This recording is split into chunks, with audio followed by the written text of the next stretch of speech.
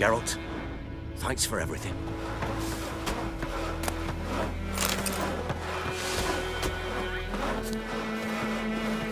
Don't you look at me. Greetings. Wouldn't mind a look at your stock.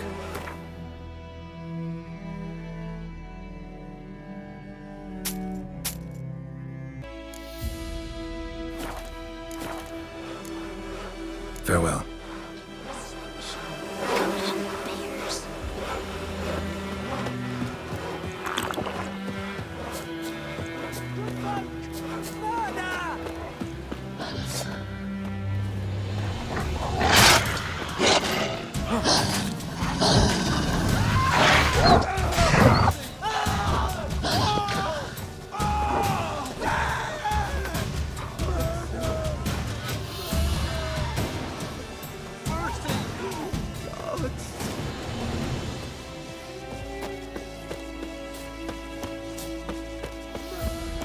Good folk!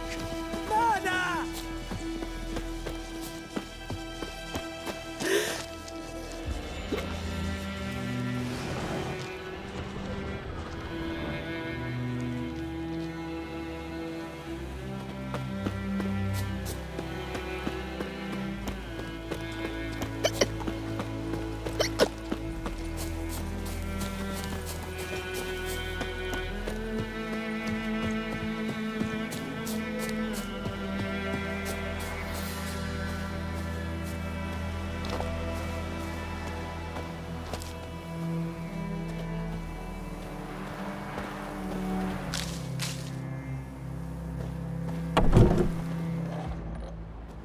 Bad time. Not at all. Hand me the beggar tickets, the red bloom. Well, well, one versed in herbs. Probably saying too much, but I know a bit. For instance, that beggar tick's poisonous. In large doses. Small ones soothe pain and bring forth pleasant dreams. Which is all I can hope to do for her.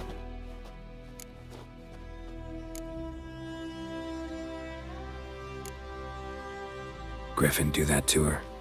Delina. Yes. Attacked her at night. She was walking in the woods. At night? Through the woods? In wartime? Meeting a boy. The young, you know, do foolish things for love. Wounds are healing, but she will die. Blood's pooling in her skull. Nothing my bruise can do to help.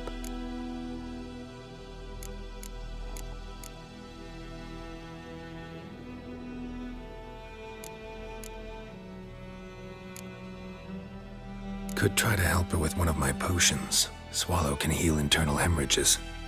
But Witcher's potions aren't for humans. she'll die as it is. Yes, a peaceful death soothed by your concoctions. If I give her Swallow and something goes wrong, the whole village will hear her screams. I understand. Do as you will.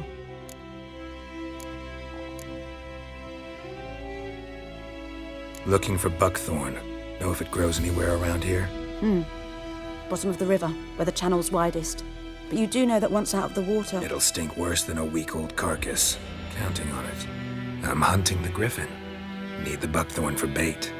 I was thinking... A few years ago, we had trouble, drowners under the bridge. The whole village had to pitch in for a witcher. Who now can afford the bounty on a griffin's head? Captain Peter Sars, something. Ah, good to know the Black One's looking out for our welfare.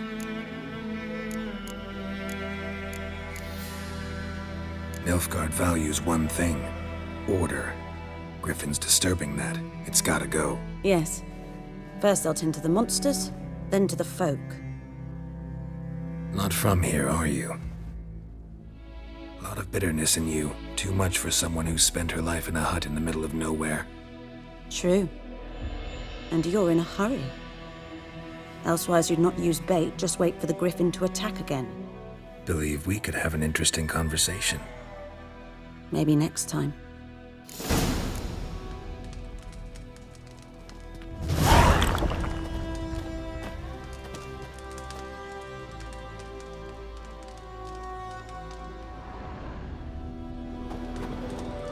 Yes?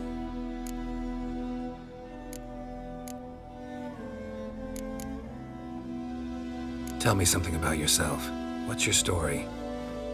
A sad one. Do you know the Temple of Melitele in Alanda? Do I know it? Can't remember how many times I've been there, how many times Mother Neneka stitched me up. We must have missed each other. I started to become a healer under Mother Neneka.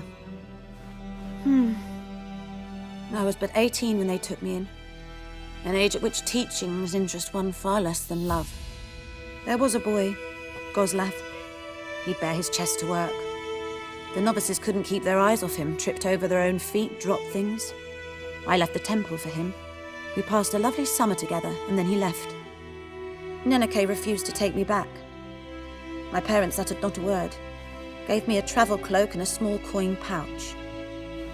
I struggled long to find a place where I'd feel safe, needed, until I finally arrived here. End of story.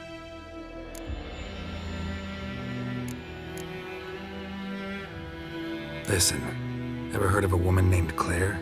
Lived around here? Heard of her? A mild way to put it. Claire was a friend.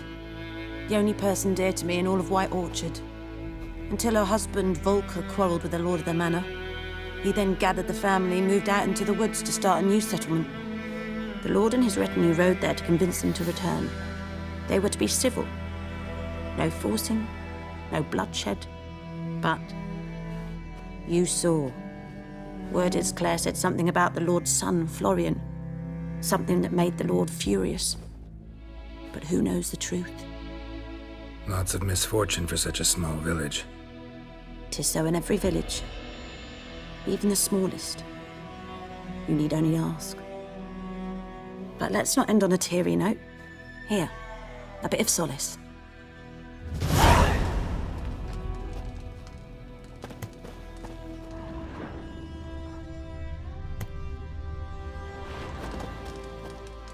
Yes?